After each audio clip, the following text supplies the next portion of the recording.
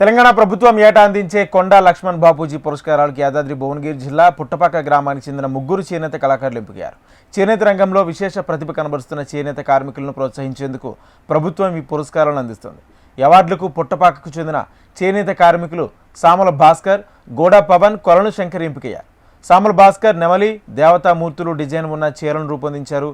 ఇక గోడా పవన్ 6 నెలల పాటు శ్రమించి సహజమైన రంగులద్ది తేలియా రుమాల్ డబల్ ఇక్కత్తు చీరను నేసారు. ఇక 75,000 ఖరీదు చేసే ఈ చీర గత నెలలో పవన్కు జాతీయ పురస్కారం తెచ్చిపెట్టింది.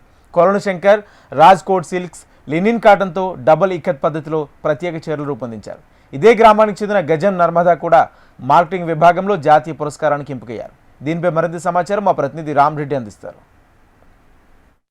పుట్టపాక గ్రామం చేనేత రంగంలో మరో దేశవ్యాప్తంగా ఖ్యాతి చెందింది. ఈ గ్రామం నుండి ముగ్గురు రాష్ట్ర స్థాయి అవార్డుకు ఎంపిక కావటం మరియు ఒకరు జాతీయ స్థాయికి అవార్డు ఎంపిక కావడం గర్వకారణంగా ఉంది.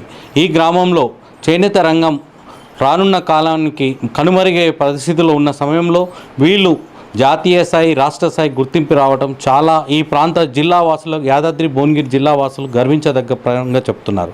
కనుక మనం పుట్టపాక గ్రామం నుండి అవార్డు గ్రహీత అయిన శంకరయ్య గారు దేని మీద ఈయనకు ఈ అవార్డు రాష్ట్ర వ్యాప్తంగా ఆ గుర్తింపు వచ్చే విధంగా వచ్చింది ఆయన అడిగి మన మాటల్లో తెలుసుకుందాం.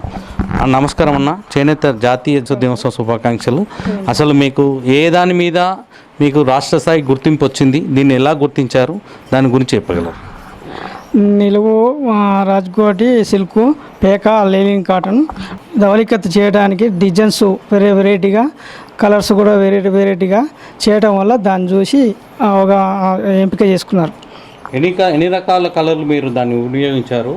అసలు దేని వాడుకుంటే మీకు ఆ డిజైన్ ఆ డిజైన్గా తీసుకొచ్చారు? దాన్ని ఎన్ని రకాలుగా డిజైన్, ఏ రకమైన శారీ అది? కలర్స్ 20 కలర్స్ తోటి సెట్టింగ్ చేయడం జరిగినది. దానివల్ల ఎంపిక చేసుకోవడం జరిగింది ఈ చీర. అసలు మీరు ఈ రాష్ట్ర స్థాయిలో ఈ గుర్తింపు వచ్చింది కదా, మీకు ఎలా అనిపిస్తుంది? అసలు గవర్నమెంట్ మీకు ఇంకేమేం చేస్తే మీరు ఇంకా దీన్ని, ఈ కళని బాగా పెంపొందించగలుగుతారు? ఇప్పుడున్న తరం వాళ్ళకి అసలు చేనేత హ్యాండ్లూమ్ అనేది తెలియదు. ఇంకా దీన్ని మీరు ఎలా పబ్లిక్లో తీసుకుపోవాలంటే మీకు ప్రభుత్వం ఏ రకమైన ప్రోత్సహించాలి, ఎట్లా అనిపిస్తుంది చెప్పండి? ఇప్పుడు చాలా ఇది చేనేత రంగం మొత్తం వెనకబడిపోయింది. ప్రభుత్వం ఏ గుర్తింపు లేదు, ఏది లేదు, సహాయ సహకారాలు ఏవీ లేవు. ఇప్పుడు దాన్ని పట్టించుకొని దానికి ఇంత సహాయ సహకారాలు అందిస్తే దాని ఉత్సాహంతో మళ్ళీ మేము ఊపందుకొని మళ్ళీ వచ్చే జనరేషన్ పిల్లలకు మళ్ళీ వర్క్ చూపించి చేయించి ట్రైనింగ్ చేయటం జరిగింది. మాకే బద్దరు లేదు కాబట్టి పిల్లలను కూడా వద్దు అనే ఆలోచన కూడా వస్తుంది. గవర్నమెంట్ దానికి సహకారం చేసి మంచి సపోర్ట్ చేసి ఆదాయాన్ని కల్పించే మార్గాలు ఏర్పాటు చేస్తే మేము మళ్ళీ పిల్లలని మళ్ళీ ఎంపిక చేసి వాళ్ళకి ట్రైనింగ్ చేయడం అన్నీ యథావిధిగా జరుగుతాయి. ఇప్పుడు ఏమైనా మీ గ్రామంలో దీనిపై ఏమైనా ప్రత్యేకంగా ఏమైనా ట్రైనింగ్ ఇస్తున్నారా? మీరు మీ పిల్లలకి ఏమైనా నేర్పిస్తున్నారా? ఇప్పుడైతే ఏం లేదు, ఈ వెనకబడిపోయింది కాబట్టి ఇక అంతవరకు ఉంది. ఇప్పుడు అవార్డ్స్ వస్తున్నాయి కాబట్టి చిన్నగా ఉపాయం చేసి చేయాలనే ఆలోచనతో ఇప్పుడిప్పుడే అవగాహనలోకి వచ్చేస్తుంది. అవార్డులు దక్కించుకోవటం హర్షించదగ్గ విలుగం. వీళ్ళ కృషి ఫలం వెనుక ఈ రాష్ట్ర స్థాయి అవార్డు గ్రహీత అయిన మనకు సామల భాస్కర్ గారు మనతో పాటు ఉన్నారు. అసలు ఈయనకు ఏ రకంగా రాష్ట్ర స్థాయి అవార్డు వచ్చింది, దేనిపైన ఆయన ఏ రకమైన కళ ప్రోత్సాహం వల్లనే రాష్ట్రం గుర్తించింది అనేది మనం వాళ్ళని అడిగి తెలుసుకుందాం. సార్ నమస్కారం సార్, జాతీయ చేనేత దినోత్సవ శుభాకాంక్షలు మీకు, మీ కుటుంబానికి. అసలు మీకు దేని మీద మీకు జాతీయ స్థాయి, రాష్ట్ర స్థాయి అవార్డు వచ్చింది? అసలు దాన్ని పూర్తి. నేను ఈ యొక్క చేనేత వృత్తిపై ఒక 33 సంవత్సరాలుగా ఈ వృత్తిపై నేను ఉండి ఈ చేనేత వస్త్రాలను తయారు చేస్తూ ఉన్నాను. గత ఎన్నో సంవత్సరాల నుంచి మా పుట్టపాకలో చేనేతకు పెట్టింది పేరు. పుట్టపాకని పట్టుపాక కూడా నామకరణం చేయడం జరిగింది. అలాంటి ఈ చేనేతని పుట్టపాకలో ఏదైతే తయారు చేస్తున్న వస్త్రాలు వినూత్నంగా ఉండాలి, ఈ వినూత్నమైన డిజైన్లని ప్రపంచానికి చాటి చెప్పాలనే ఒక సంకల్పంతో ఒక నిర్ణయం తీసుకొని ఈ యొక్క రూపకల్పన చేయడం జరిగింది.